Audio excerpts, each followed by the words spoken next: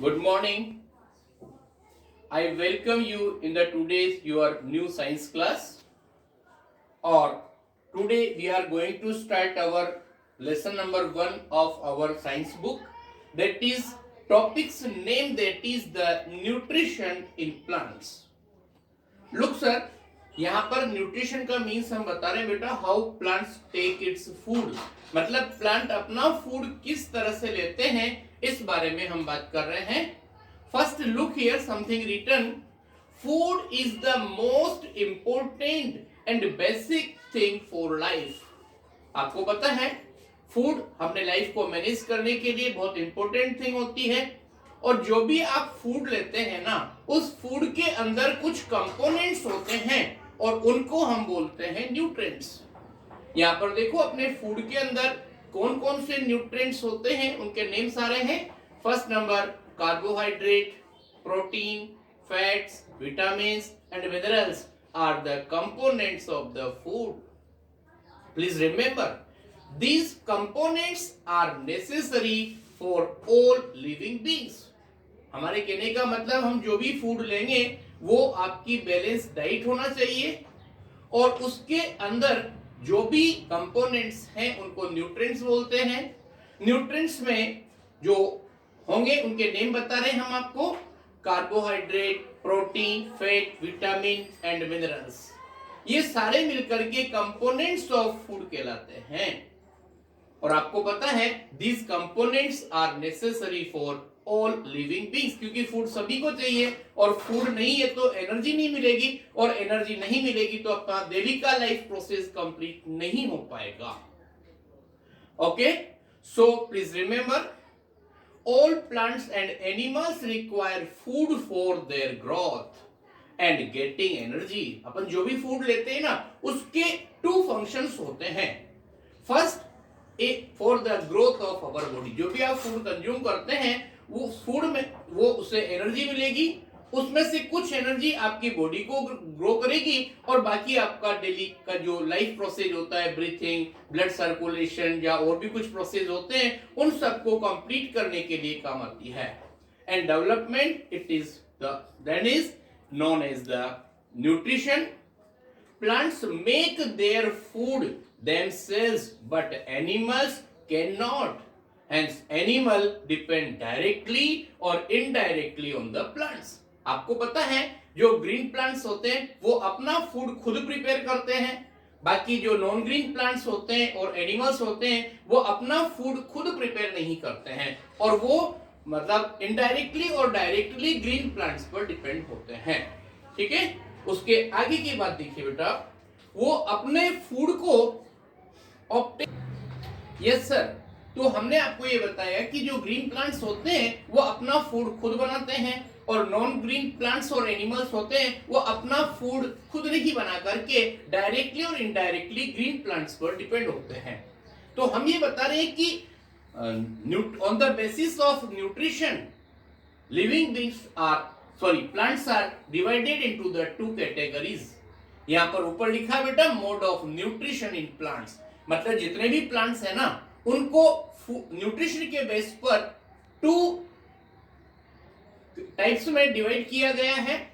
उसमें first number आ रहा है बेटा आपके पास, that is autotrophic nutrition. Autotrophic nutrition का मींस क्या होता है? All the green plants that prepare their own food they are known as autotrophs and this mode of nutrition is known as autotrophic nutrition. एक बार फिर बता रहा हूं बेटा मैं, न्यूट्रिशन के अकॉर्डिंग जितने भी प्लांट्स हैं उनको टू टाइप्स में डिवाइड किया गया. फर्स्ट नंबर है ऑटोट्रॉफिक न्यूट्रिशन. ऑटोट्रॉफिक न्यूट्रिशन में क्या होता है? All the green plants which prepare their own food by the photosynthesis process, they are called autotrophic and this mode of nutrition is known as autotrophic nutrition. यहाँ पर लिखा भी है बेटा ऑटोट्रॉफिक टू टर्म से बना है, auto and troughs. Auto means होता है सेल्फ मतलब इंडिपेंडेंट, और ट्रॉफ्स मतलब होता है न्यूरिशमेंट, मतलब जो अपना न्यूरिशमेंट खुद कर लेते हैं उनको हम क्या बोलेंगे, ऑटोट्रॉफिक। प्लीज रिमेंबर, और they are also known as what producer because they produce food by the process of photosynthesis. उसके बाद नेक्स्ट की बात कर रहे हैं, that is about the heterotrophic nutrition.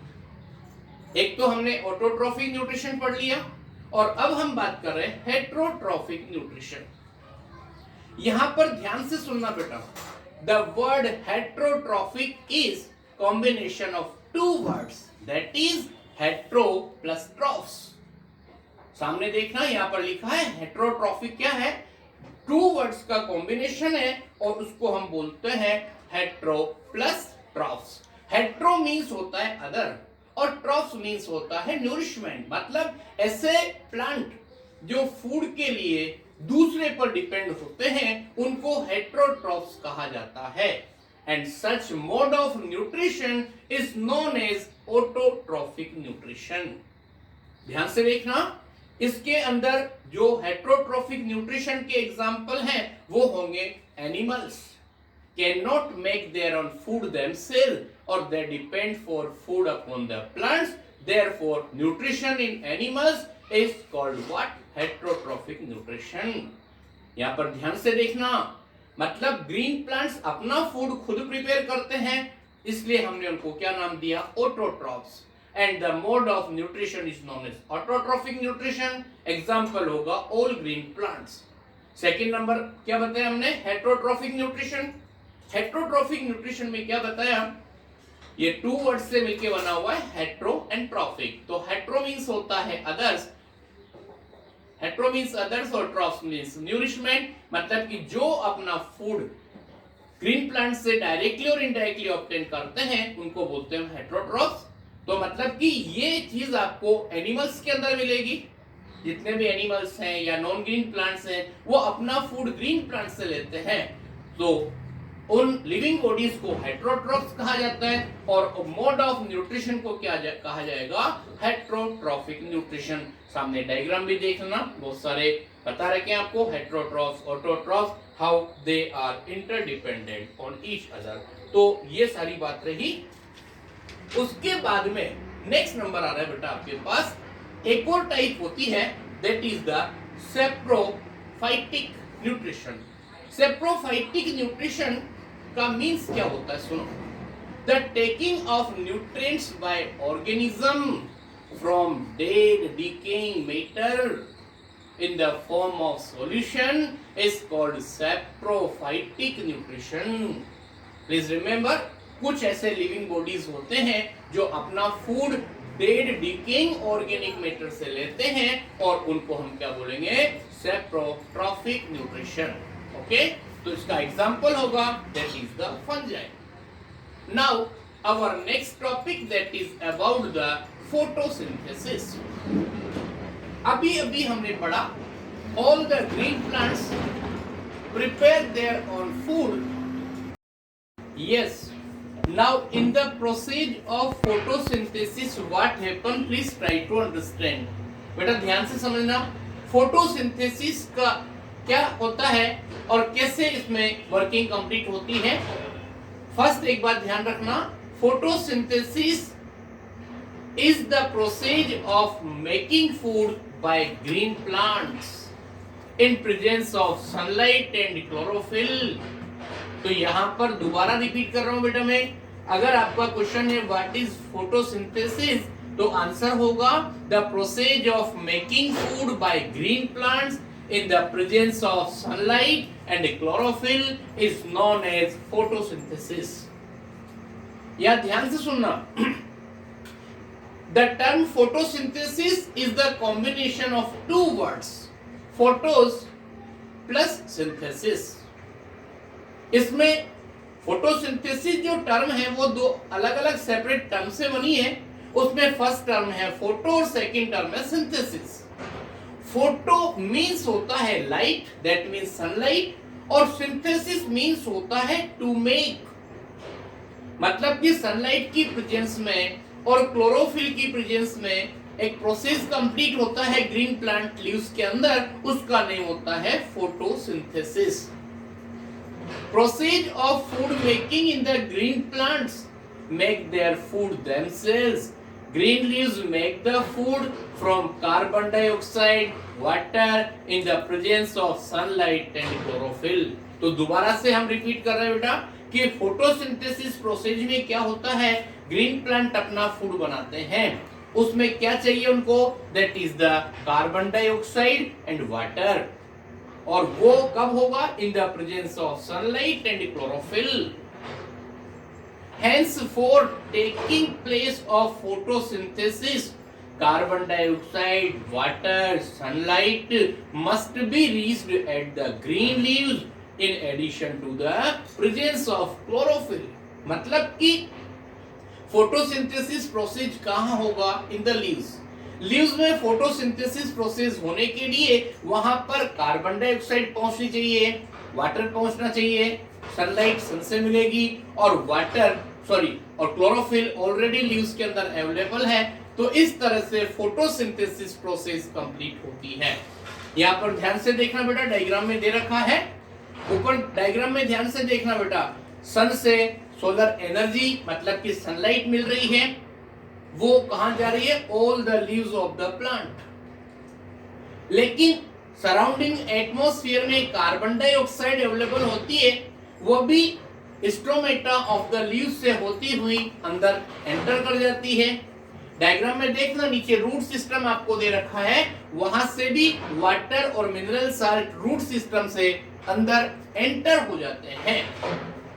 तो वाटर और मिनरल साल्ट, ये सारा प्रोसेस कहाँ होता है, इन द ग्रीन लीव्स।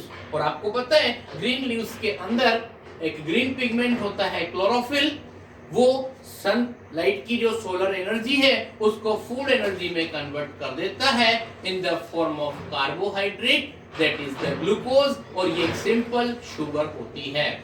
इसकी केमिकल इक्वेशन आपको यहाँ लिखी है बेटा, आपको पता है CO2 को बोलते हैं carbon dioxide, H2O means water, और यहाँ पर देखो C6H12O6 को बोलते हैं शुगर, और वो होती है कार्बोहाइड्रेट।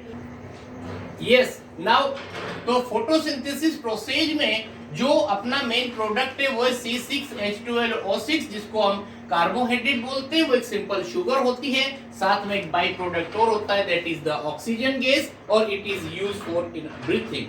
इन लास्ट में एक और बात बोलना चाह रहा हूं बेटा कि फोटोसिंथेसिस प्रोसेस होने के लिए कुछ कंडीशंस होती हैं, उसमें फर्स्ट नंबर है प्रेजेंस ऑफ क्लोरोफिल जो लीव्स में होता है, सनलाइट जो कि सन से मिलती है सोलर एनर्जी की फॉर्म में, और next one that is the carbon dioxide. तो ये बातें देखना, presence of sunlight, presence of chlorophyll, presence of water and presence of carbon dioxide. तो ये सारी चीजें फोटोसिंथेसिस के लिए जरूरी होती है। Okay, this is enough for today, thank you very much.